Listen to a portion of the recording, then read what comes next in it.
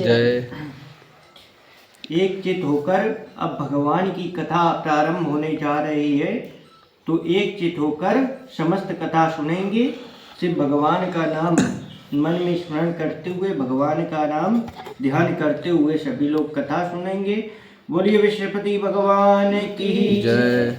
एक समस्त की बात है कि भारतवर्ष में एक राजा राज्य करता था। वह बड़ा ही प्रतापी राजा और दानी राजा था। वह प्रतिदिन मंदिरों में दर्शन करने के लिए जाता था। वह ब्राह्मण और गुरु की सेवा किया करता था।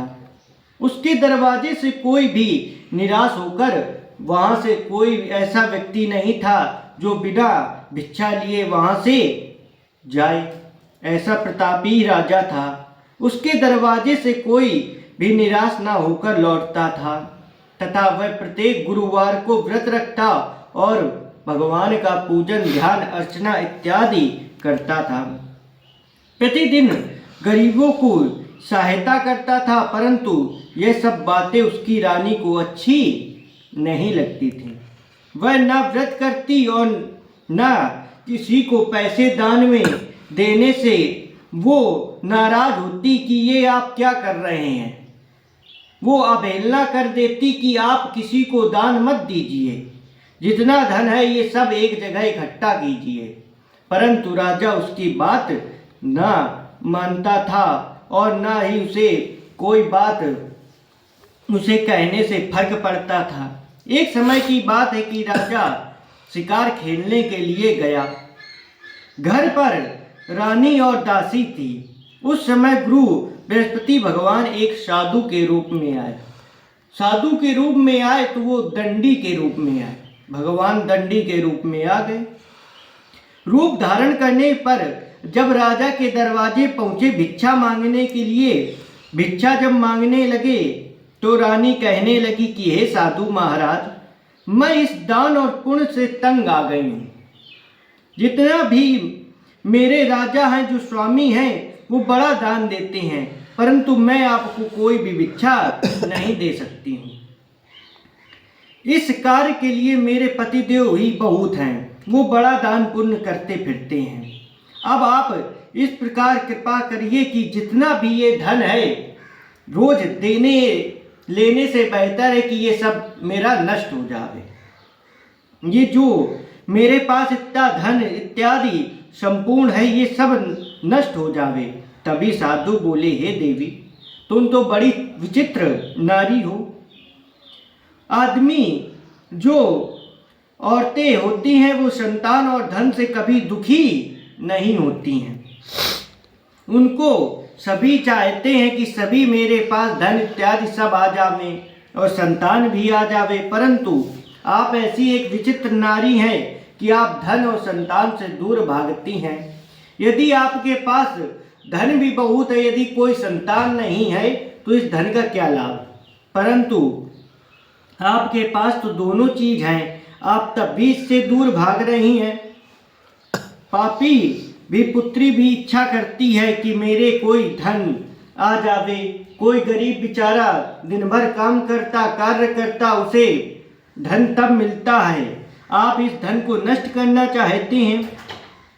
अगर आपके पास धन अधिक है तो भूखे मनुष्यों को भोजन कराओ, प्याऊ लगवाओ, ब्राह्मणों को दान दो, धर्मशाला बनवाओ, कुआं, तालाब तथा इत्यादि बाग बगीचों में आदि निर्माण करवाओ, स्कूल बनवाओ, शिक्षा बढ़ाओ तथा निर्धन मनुष्यों को कुंवारी कन्याओं का विवाह कराओ, अनेकों यज्ञादि धर्म करो। इस प्रकार के कर्मों से आपको बहुत सारा पुण्य मिलेगा तथा अंत में स्वर्ग का आपको निवास होगा। तो रानी ने साधु की बातों से खुश न हुई, तो वह बोली कि हे साधु महाराज, मुझे ऐसे धन क्या आवश्यकता है। मैं ऐसा कोई कार्य नहीं करूंगी जिसको दूसरे मनुष्यों को दान दूं तथा इसके रखते उठाते में मेरा सारा समय ही बर्बाद हो जाता है। मैं इसको धन दूं कि उसको धन दूं, ये सारे कार्य मुझसे नहीं होते। साधु ने कहा, हे देवी, तुम्हारी ऐसी इच्छा है तो ऐसा ही होगा। तभी वहां से साधु देवता उसे कहकर वहां से चल दिए। मैं तुम्हें बताता हूँ, वैसा ही करना। बृहस्पति के दिन घर पे गोबर का लीपना, अपने केशों को धोना, केशों को धोते समय स्नान करना, राजा से कहना वह हजामत बनवाएं, भोजन में मांस मदिरा तथा खाना कपड़ा धोबी ये धुलने के लिए देना। इस प्रकार 7 बृहस्पति करने से तुम्हारा जितना भी धन है वो सारा नष्ट हो जाएगा। रानी ने साधु के कहने अनुसार वैसा ही किया। 3 बृहस्पति ही बीते थी कि उनका समस्त धन नष्ट हो गया और भोजन के लिए दोनों समय तरसने लगे। अब बड़ी विपदा पड़ गई। अब घर घर भिक्षा मांगने लगे, संसारिक भोगों से दुखी रहने लगे, सभी प्रकार का दुख उनके पर टूट पड़ा। तब वह राजा रानी से कहने लगा कि हे रानी, तुम यहाँ पर रहो, मैं दूसरे देश जाऊंगा, क्योंकि मुझे अब धन को कमाना है, इसीलिए कोई कार्य करना पड़ेगा। देश चोरी परदेश भीख बराबर होता है। ऐसा कहने पर राजा परदेश के लिए वहां से चला गया। वहां से जंगल में जाता और लकड़ी काटकर बेचारा लाता शहर में बेचता। बड़ी दयनीय स्थिति आ गई। रोजाना इसी प्रकार अपना जीवन व्यतीत करने लगा। इधर राजा के घर पर जो रानी और दासी रहती थी, किसी दिन भोजन मिलता तो किसी दिन बेचारी प्यासे ही रात्रि में सो जाती। एक समय रानी और दासी को 7 दिन बिना भोजन व्यतीत करने पड़ गए। तो बेचारी रो रही रानी ने अपनी दासी से कहा कि हे दासी, यहाँ पास ही नगर में मेरी बहन रहती है, वह बड़ी धनवान है, तू उसके पास जा और 5 सेर बेझड़ मांग कर ले आ, कुछ खाने के लिए मांग कर ले आ, जिससे कुछ समय के लिए गुजर तो हो जावे, क्योंकि अब तो उन साधु का ऐसा श्राप लगा है, मैंने ऐसी बात मान ली कि अब तो मेरा सर जो धन रखा था वो भी नष्ट हो गया, अब तो हम खाने के लिए तरस रहे हैं। तो वो बेचारी दासी इस प्रकार रानी की आज्ञा मानकर वह उसकी बहन के पास गई। रानी ने की बहन उस समय पूजन कर रही थी। भगवान बृहस्पति जी का उस दिन था, तो वो गुरुवार के दिन भगवान का पूजन कर रही थी। जब रानी ने देखा कि दासी गेट के बाहर आ गई है, तभी हे रानी, मुझे तुम्हारी बहन ने भेजा है। दासी ने ऐसा वचन कहा, मेरे लिए 5 सेर, कुछ खाने के लिए 5 सेर बेझड़ दे दीजिए। इस प्रकार दासी ने अनेक बार कहा, परंतु रानी कुछ ने उत्तर नहीं दिया, क्योंकि उस समय भगवान की कथा हो रही थी। जब भगवान की कथा होवे तो उस समय बोलना नहीं चाहिए। एकाग्र चित्त होकर भगवान की कथा सुने। जितनी देर आप कथा सुने, बस भगवान का नाम कीर्तन करते जाइए। इस प्रकार जब दासी किसी प्रकार का उत्तर नहीं दिया तो वह बहुत दुखी हुई और क्रोध भी आया और लौटकर अपने गांव आ गई। पास आकर बोली कि हे रानी, आपकी बहन तो बड़ी घमंडिन हो गई है, उसके पास धन आ गया तो वो बड़ी घमंड दिखाती है, मुझसे ना बोली, वह छोटे मनुष्यों से बात भी नहीं करती। मैंने उससे कहा तो परंतु उसने कोई उत्तर नहीं दिया। मैं वापस चली आई। रानी बोली, हे दासी, इसमें उसका कोई दोष नहीं है। जब बुरे दिन आते हैं तब कोई सहारा नहीं बनता है। ये हमेशा से चला आया है कि जब आप पर दुख आते हैं तो आपका कोई नहीं होता, सिर्फ भगवान होते हैं। अच्छे बुरे का पता तभी चलता है जब विपदा आती है, तब जो साथ दे वही अपना होता है, और जो साथ अच्छे समय में दे और बुरे समय में छोड़कर चला जाए वही पता चलता है। ईश्वर की शरण वही पाता है तथा जो उस समय साथ देता है, वरना परंतु ऐसे बहुत से भोगी लोग होते हैं। आपका भोग जब आप ऊपर होंगे तो आपका भोग लेकर वहाँ से चले जाते हैं। जब आपके पास कुछ ना बचा तब वह आपको छोड़कर वहाँ से भाग जाते हैं। इधर उस रानी ने देखा कि मेरी बहन दासी आई थी, परंतु मैं उससे कुछ बोल ना पाई और मैं भगवान की पूजा कर रही थी। बड़ा उसे दुख अफसोस हो रहा है। तब भगवान विष्णु का पूजन समाप्त होने के बाद रानी उस अपने बहन के यहाँ कहने लगी कि मेरी बहन क्या सोचती होगी। इसी प्रकार रानी ने सुना कि घर के अंदर गई और उसे बेजड़ भरा एक घड़ा मिल गया। तब वह रानी और दासी दोनों बहुत खुश हुई और दासी कहने लगी, रानी देखो, हमको जब नहीं मिलता तब हम रोज ही व्रत करते। अगर इससे व्रत की विधि और कथा पूछ लेने से हमको खाने के लिए मिल जाता एवं भगवान की थोड़ी कृपा हो जाती तो इससे हम रोज करेंगे। तब उस रानी ने अपनी बहन से पूछा कि हे बहन, बृहस्पति का व्रत विधान क्या है, इसको किस प्रकार करना चाहिए। उस धार्मिक रानी ने कहा, बृहस्पति के दिन चना की दाल मुनक्का से विष्णु भगवान की केले की जड़ से पूजन करना चाहिए। दीपक जलवाएं तथा पीला भोजन करें और कहानी सुने। इस प्रकार करने से भगवान प्रसन्न होते हैं। अन्न पुत्र धन देते हुए तथा मनोकामना पूर्ण करें। जिस भी आप चीज को मांगते हैं भगवान का व्रत रखते हैं तो उसे भगवान संपूर्ण करते हैं।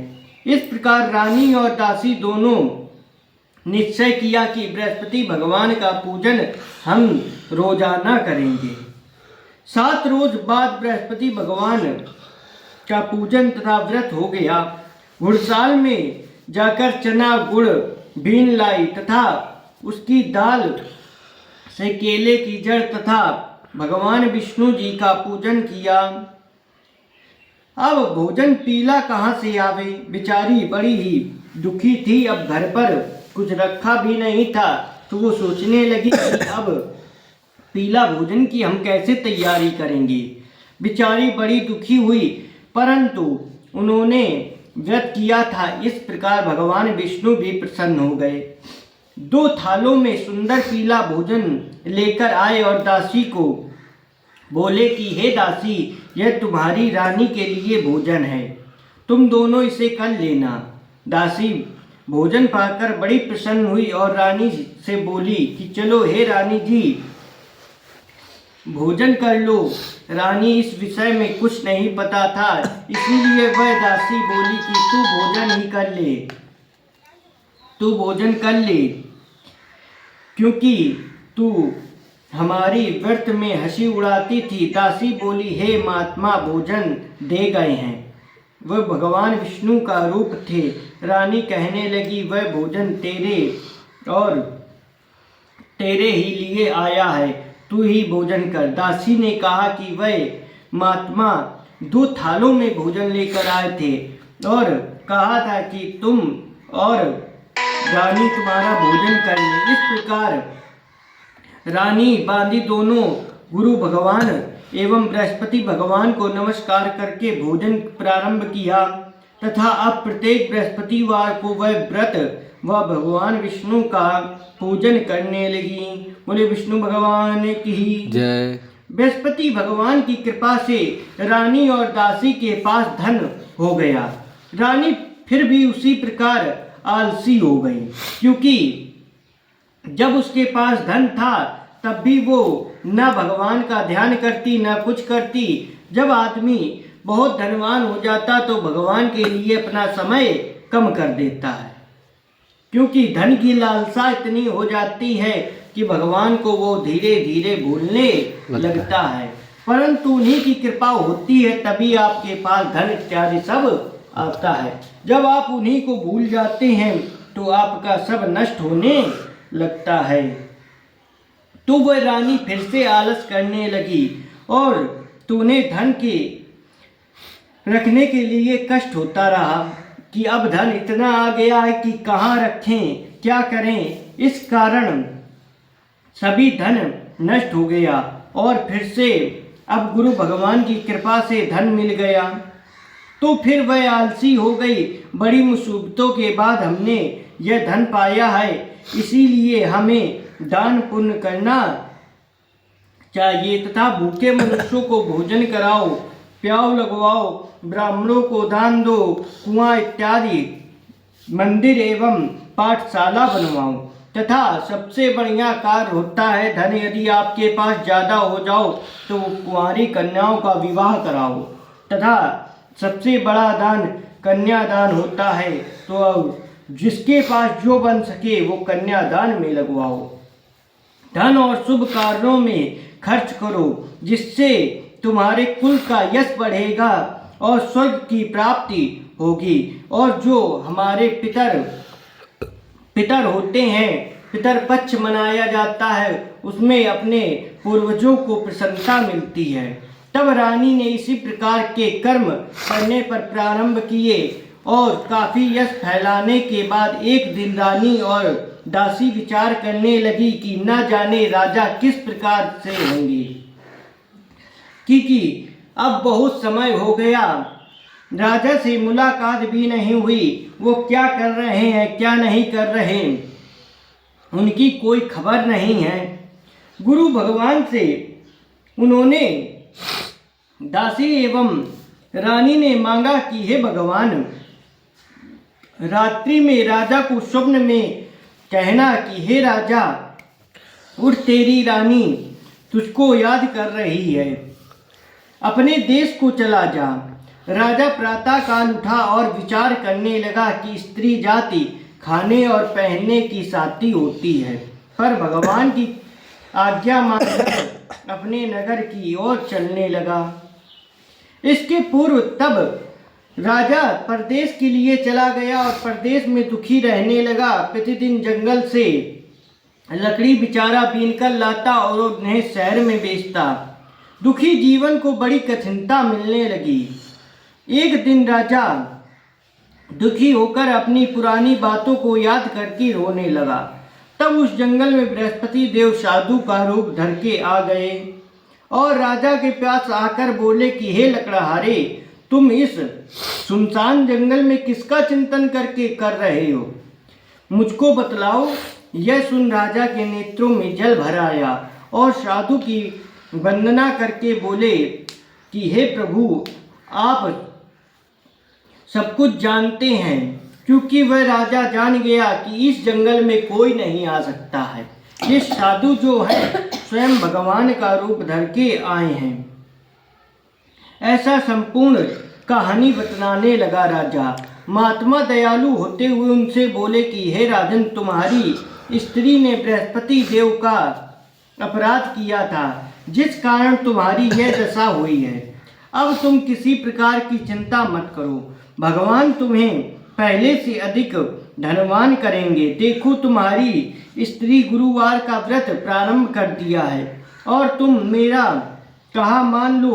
बृहस्पति भगवान की जो चने की दाल है, गुड़ है, जल को लोटे में डालकर केला का पूजन करो और फिर कथा कहो और सुनो।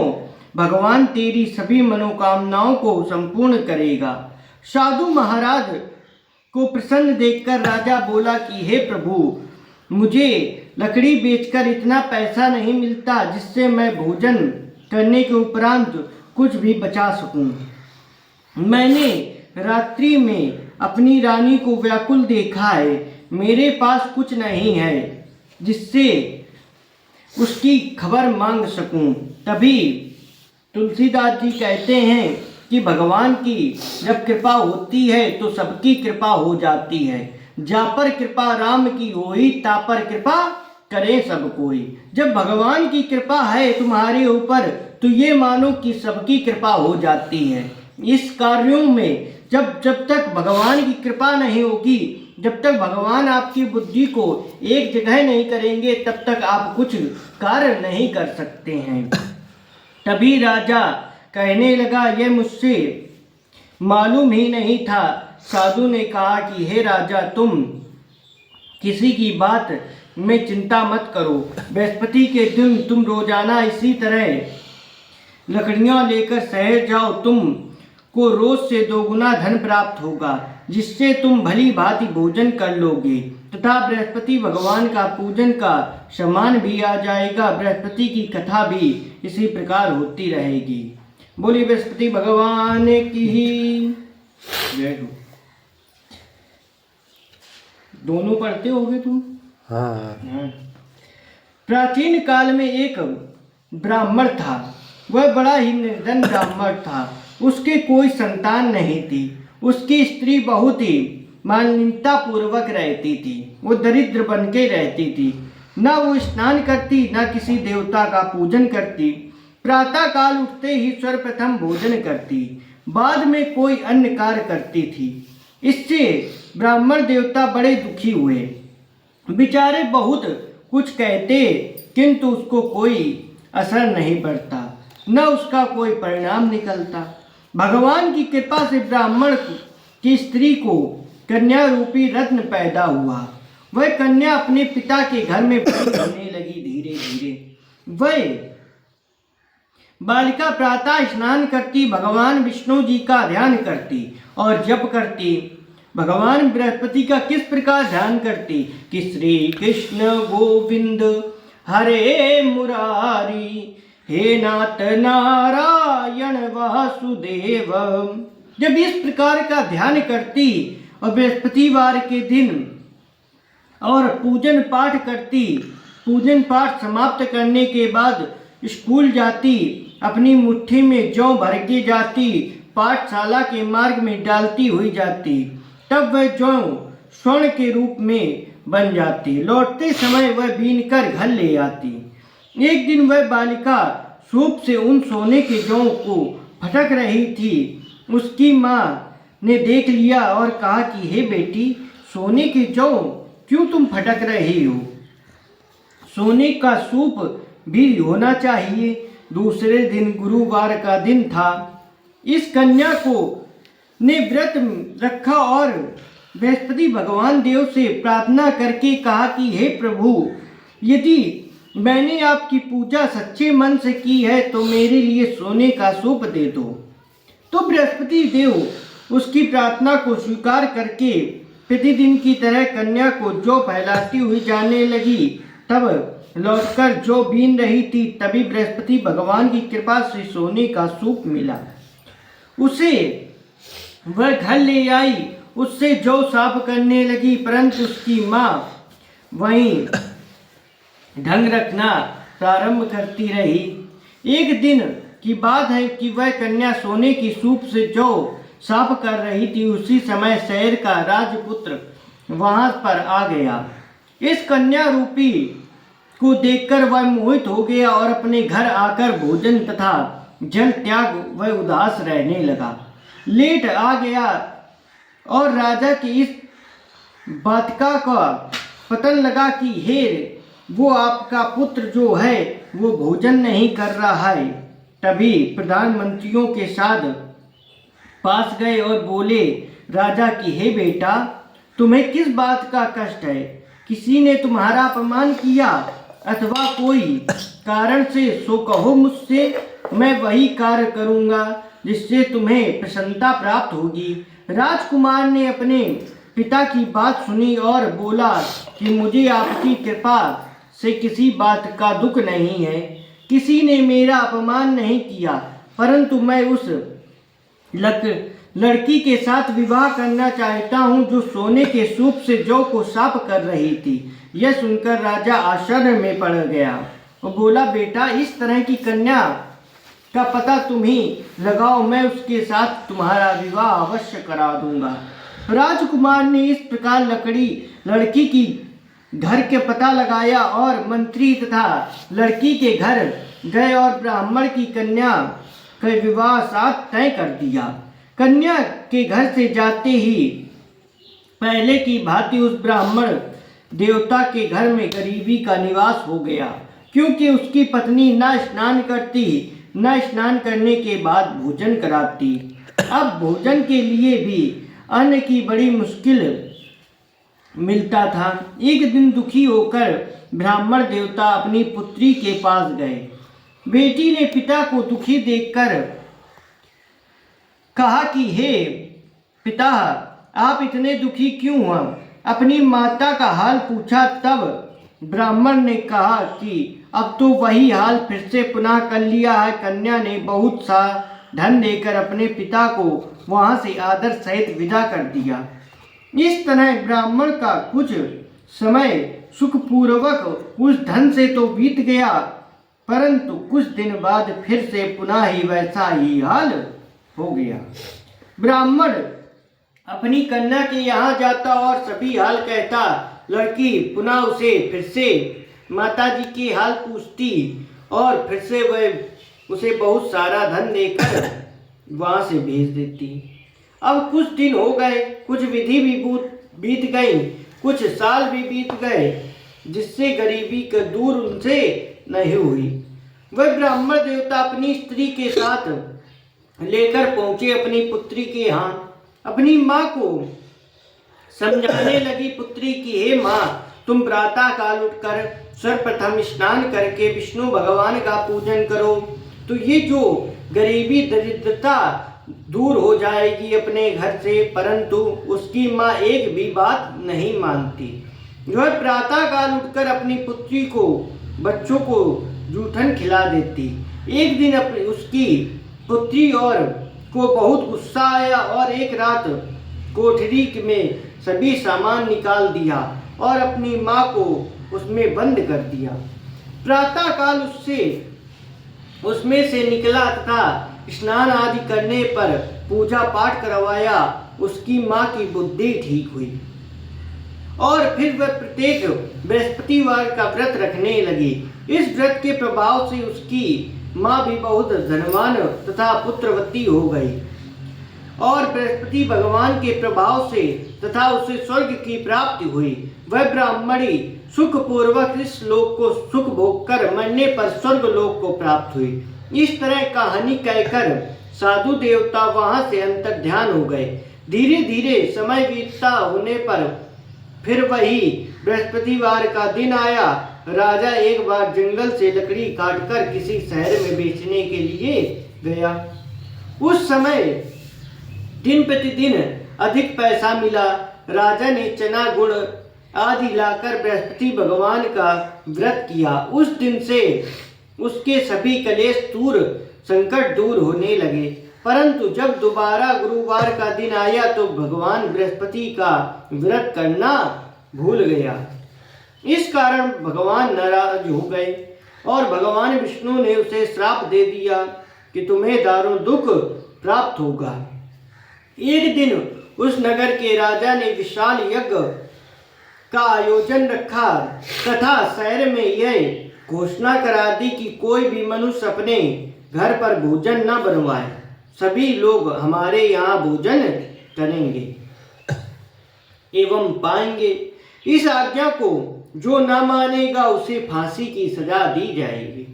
इस तरह की घोषणा संपूर्ण नगर में करा दी गई।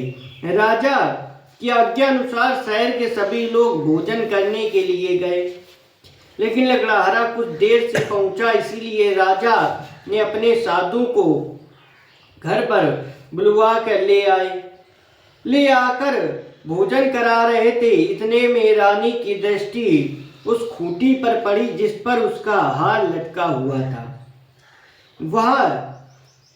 वहां पर वह दिखाई न दिया। रानी ने निश्चय किया कि ये मेरा हार इस मनुष्य ने चुरा लिया है। उसी समय बुलवाया। अपने मंत्रियों को बुलवाने के बाद जेल खाने में डलवा दिया। तब राजा जेल खाने में पड़ गया और बहुत दुखी होकर विचार करने लगा कि न जाने मैंने ऐसा कौन सा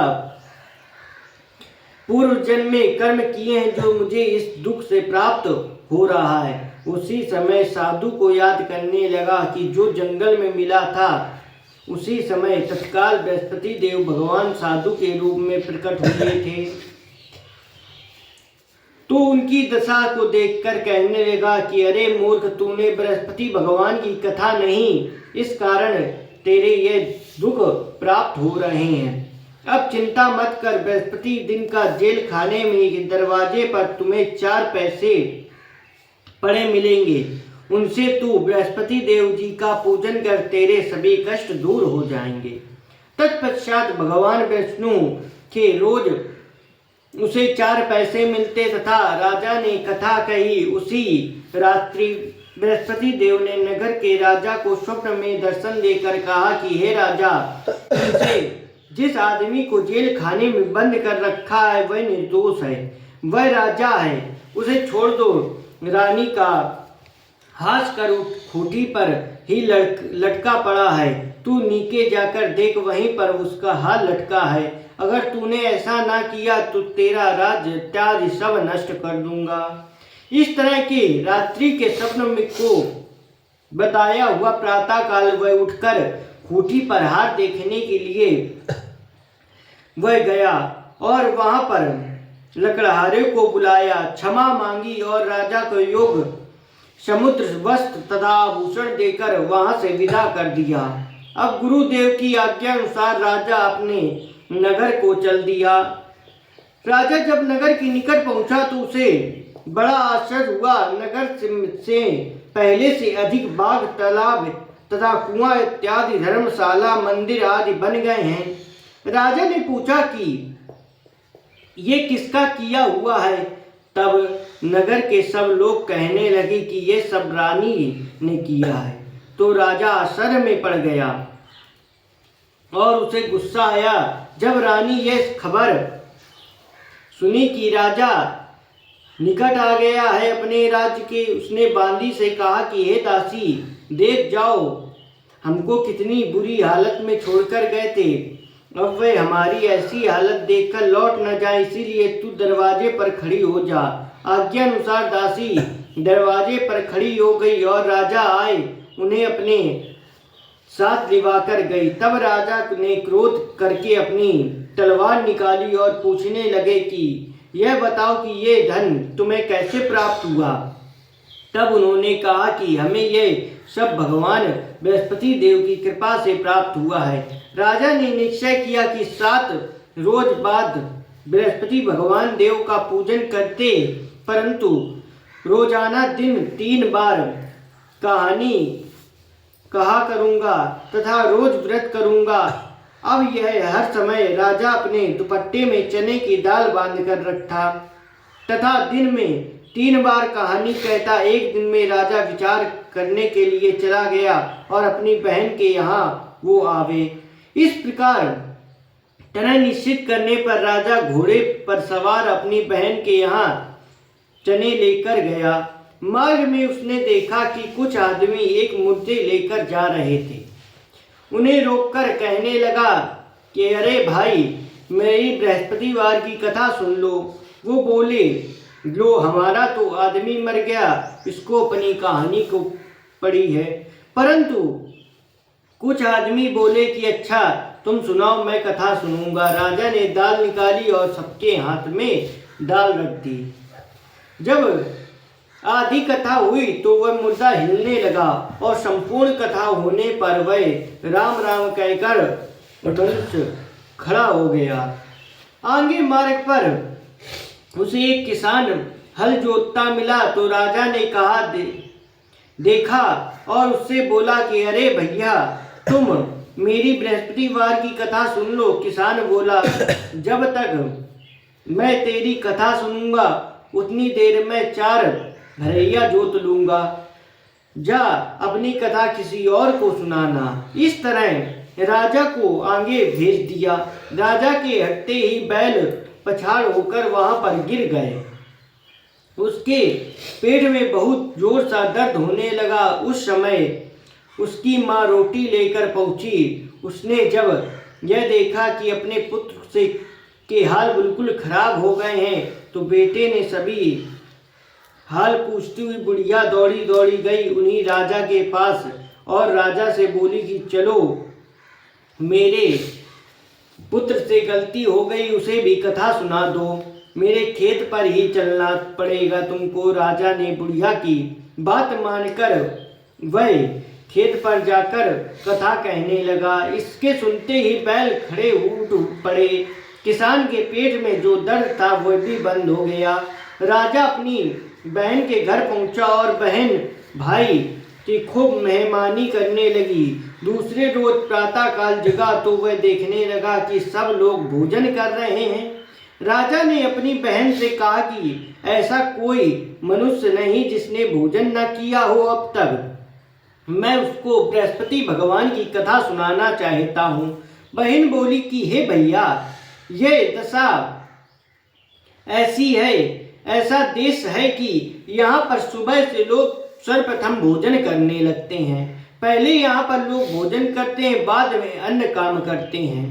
अगर कोई पड़ोस में हो तो देख लो। वह ऐसा कहने पर चली गई, परंतु उसे कोई भी ऐसा व्यक्ति नहीं मिला जिसने भोजन न किया हो।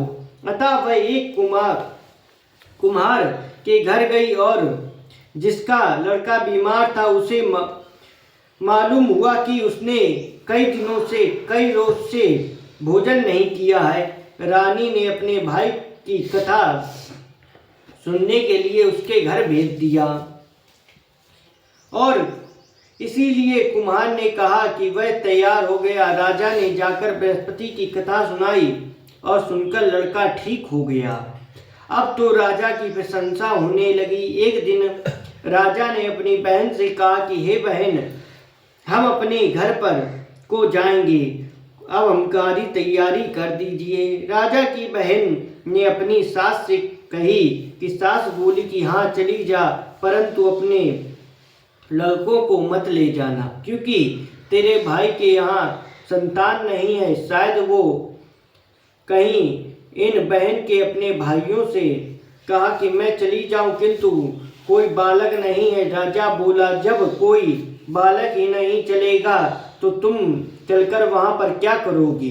बड़ी दुखी मन से राजा अपने नगर के निकट लौट आया। राजा ने अपनी रानी से कहा, ये निर्वंशी राजा है, हमारा मुंह देखने का धर्म नहीं है और कुछ भोजन आदि नहीं है। रानी ही बोली कि हे प्रभु, बृहस्पति देव ने हमें सब कुछ दिया परंतु कोई संतान नहीं दी है। उसी रात बृहस्पति देव ने राजा को स्वप्न में दर्शन देकर कहा कि हे राजा, उठ, सभी सोच को त्याग दे, तेरी रानी गर्भवती हो गई है, सभी धर्म से प्रवृत्त होकर गर्भवती हो गई है। राजा को यह बात सुनते ही बड़ी खुशी हुई। 9वें महीने में उसके गर्भ से एक सुंदर पुत्र पैदा हुआ। तब राजा बोला कि हे रानी, स्त्री बिना भोजन के रह सकती है परंतु बिना पुत्र के नहीं रह सकती। जब मेरी बहन आवे तो उससे कुछ मत कहना। रानी ने सुनकर हाँ कर दिया। जब उसकी राजा की बहन आई तो शुभ समाचार सुनने के बाद वह बड़ी खुश होकर आई तथा बधाई लेकर अपने भाई के यहाँ आई। तभी रानी ने कहा कि घोड़ा चढ़कर तो नहीं आता, आई गदा तथा चढ़ के आई। राजा ने की बहन बोली कि भाई के इस प्रकार जब पुत्र को सुना तो मैं बिना कुछ सोचे समझे चली आई। तुम्हें संतान कैसे मिलती तथा बृहस्पति देव ऐसे जैसे जिससे मन में जो कामना होती वह सभी को संपूर्ण करते। जो सद्भावना भगवान विष्णु जी के प्रति आपकी होती वैसे ही आपके कार्य होते। यदि आप भगवान विष्णु का संपूर्ण पूजन तथा भगवान विष्णु की कथा उनकी सभी मनोकामनाएं पूर्ण करती। सच्चे मन से भगवान की जो सदैव भगवान उसकी सदैव रक्षा करते। जो सच्चे मन से भगवान की कथा सुनता, संसार के सद्भावना को से जो भगवान जी का कथा एवं गुणगान करता, उनकी सभी इच्छाएं संपूर्ण होती। इसीलिए सब कथा सुनने के बाद प्रसाद लेकर जाना चाहिए। हृदय से उनका मनन करते हुए जयकार करना चाहिए।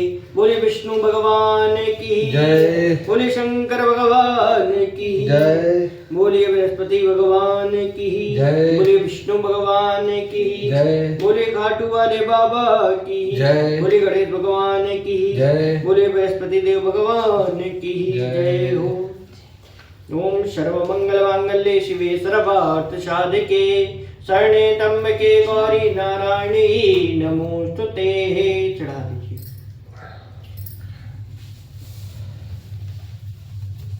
और क्या धो लियो? नहीं ऐसे कर ले थोड़ा। बोलियो अगियारी कर। आगे हाँ आगे ले तो हमें तो उठे पड़े। हाँ हाँ उठो। तुम उठो।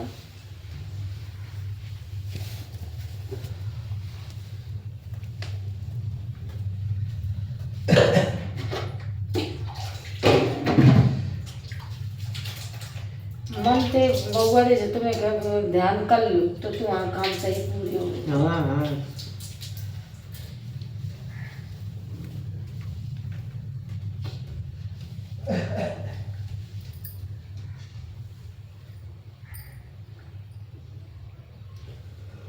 पूजा ओ पूजा बउआ सो गया। अरे बुलाओ तो ही नहीं।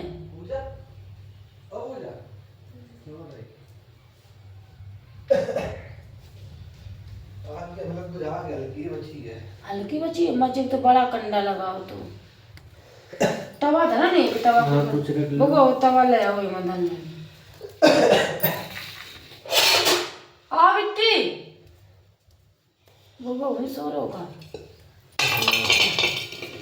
पूजा दाल ले आए।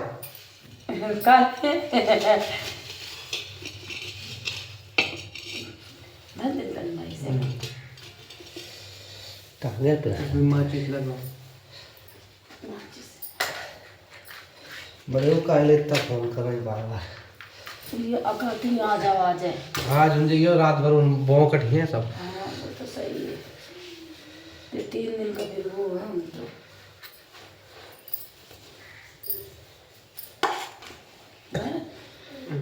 कल नमकीन हाँ। ओम सर्वमंगल मांगल्ये शिवे सर्वार्थसाधिके शरणे त्र्यंबके गौरी नारायणी नमोस्तुते। ऐसे करके दोनों लोगों को डालना है। थोड़ा सा इधर बैठ जाओ, इधर को मुंह ना करो। हाँ ये लड़का बैठा है।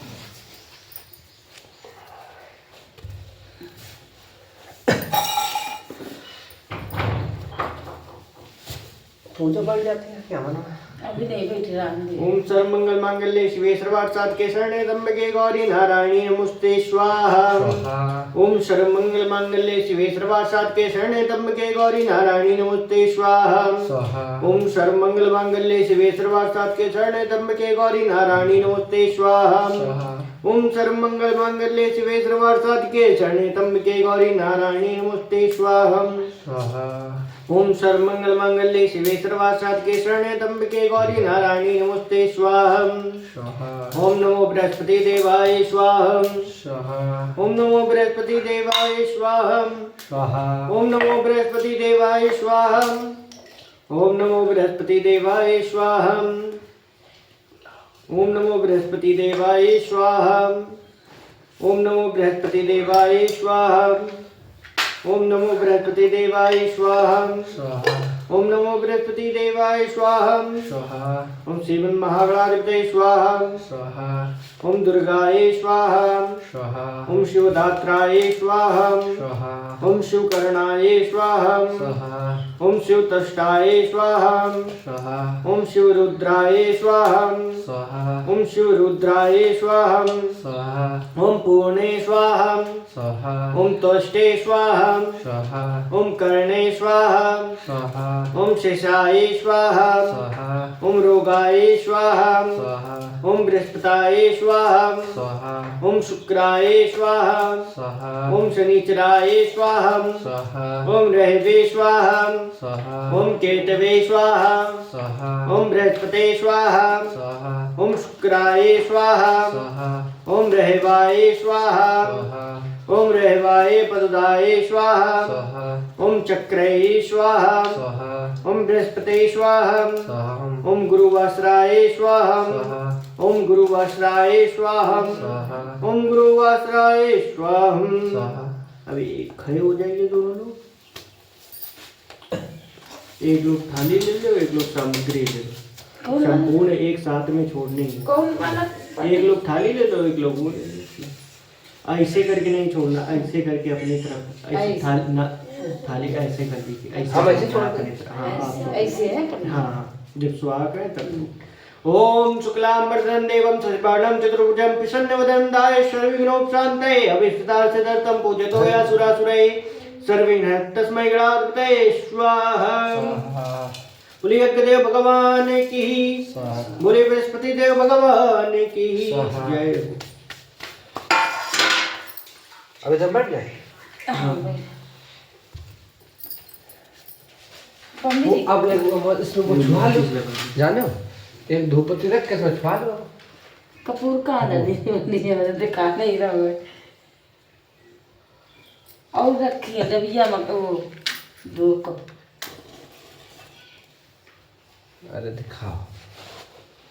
कौन जला रही है? अरे दिखाओ। तो जला देना कहाँ नहीं। कहाँ हुआ है लग जा रहा है।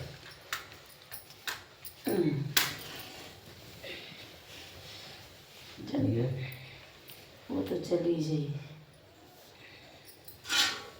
इसमें बाती लगा आरती की। और वो कपूर डाल के वो डाल डबिया। कितना आप है? को आप को आ रहा फलाने की जीजा।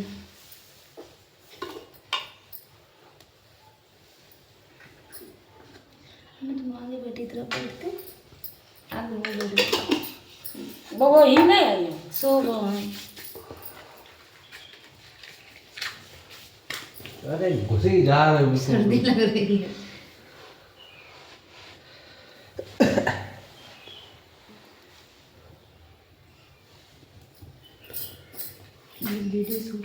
खड़े होके आरती करेंगे। थाली करेंगे पूरी संपूर्ण थाली।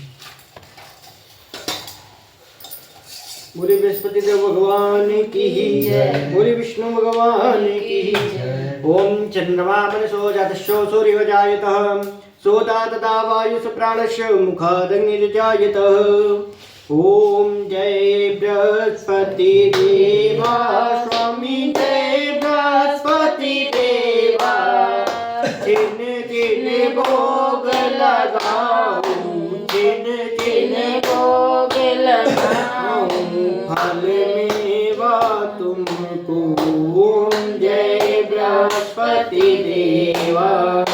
तुम पूर्ण परमात्मा, तुम अंतर्यामी स्वामी, तुम अंतर्यामी। जगत पिता जगदीश्वर, जगत पिता जगदीश्वर, तुम सबके स्वामी। ओम जय बृहस्पति देवा। चरणामृत निज निर्मल सब पातक हरता स्वामी, सब पातक हरता। सकल मनोरथ दायक, सकल मनोरथ दायक, कृपा करो बरता। ओम जय बृहस्पति देवा। तन मन धन अर्पण कर, जो जन शरण परे स्वामी, जो जन शरण परे। प्रभु प्रकट तब हो कर, प्रभु प्रकट तब हो कर, द्वार खड़े। ओम जय बृहस्पति देवा। दीन दयाल दयानिधि भक्तन हितकारी स्वामी, भक्तन हितकारी। पाप दोष सब हरता, पाप दोष सब हरता, भव बंधन हारी। ओम जय बृहस्पति देवा। सकल मनोरथ दायक, सब संशय तारी स्वामी, सब संशय तारी। विषय विकार मिटाओ, विषय विकार मिटाओ, संतन सुख हारी। ओम जय बृहस्पति देव। जो कोई बृहस्पति जी की करे आरती, स्वामी करे आरती। सब पाकर धन जन सब सुख पारे। जय बृहस्पति देवा ओम जय बृहस्पति देवा स्वामी जय बृहस्पति देवा। बोली विष्णु भगवान की जय, बोली शंकर भगवान की जय, बोली गणेश भगवान की जय, बोली विष्णु भगवान की जय, बोली गौरी माता की जय, बोली वरुण देव भगवान की जय, बोली बाकी बिहारी लाल की जय, बोली खाटू बाबा की जय, बोली बजरंग बली बाबा की जय, बोली समस्त देवी देवताओं की जय। श्री राधे श्याम, जय श्री सीताराम, नमः पार्वती पतये हर हर महादेव शंभो। श्री हरि शरणम, श्री कृष्ण शरणम, श्री राधे शरणम। ओम सर्वते समायुक्तम सुगंधिम निर्मलम जलम आचमयामय दंतग्रित्तम। सभी भगवान को ऐसे करके आरती दे दीजिए, चारों तरफ घूम के ऐसे आरती दे दीजिए।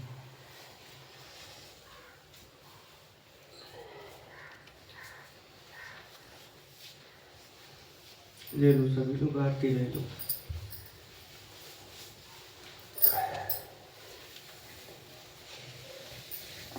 अब जो पंडित जी कैसे वो ये ऐसे सुलगता रहेगा। अच्छा अब सुलगन दोगा। अब तुमने तवा में रख देंगे तो क्या करें आपको पूरी से पूरी से। पूरी से और शाम की सब्जी उब्जी बना ले भाई, अब तो ये भाई कुछ ना बनेगी ना वही से।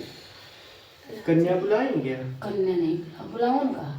नहीं, जब अपना ये पूड़ी उड़ी सीख जाए हाँ।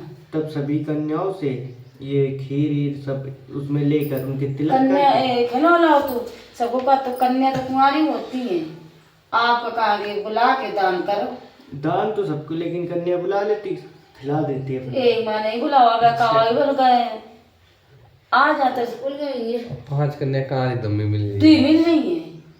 5 लोग हो जाए, हमको जोड़ के 5 लोग हो हाँ तो जाए। 4 तो मिल रही देखो 3 की इनकी क्या हाँ ए सुरजाना के तो बस पठाई दो, एक उनके मुन्ना बउआ के ले आओ और एक उन खेरी नन्नू भैया के, एक खेरी गुलाबा बिटिया ले आ ले आ ले आ। कि ना लेते आ बउआ बिट्टी जल्दी आ लेके।